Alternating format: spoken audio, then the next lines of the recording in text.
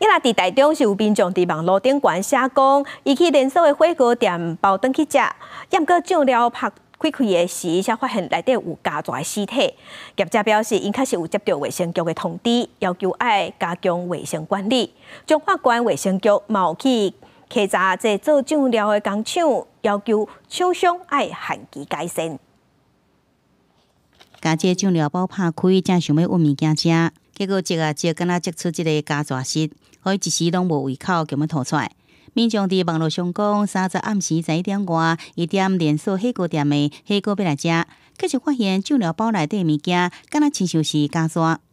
在他们的店里面吃的，有这种的那个状况的话，基本上应该也不会想要再来第二次了吧。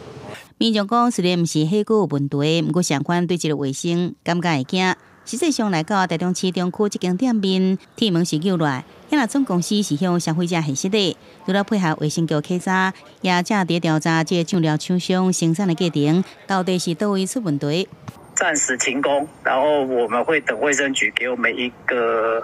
可以复工的这个情况，或者是说这个实案报告出来以后，我们会做整个一个详细的评估，我们再来看后面怎么样处理。台中市食安所已经介入调查，酱料包是由中华园林的工厂代工来生产的，已经转通知中华县卫生局。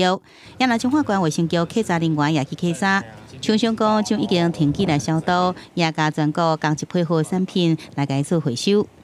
我们不会去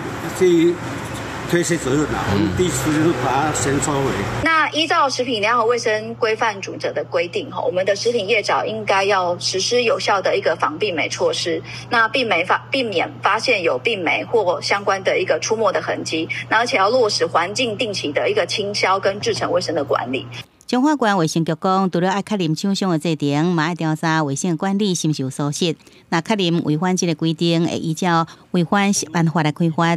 记者综合报道。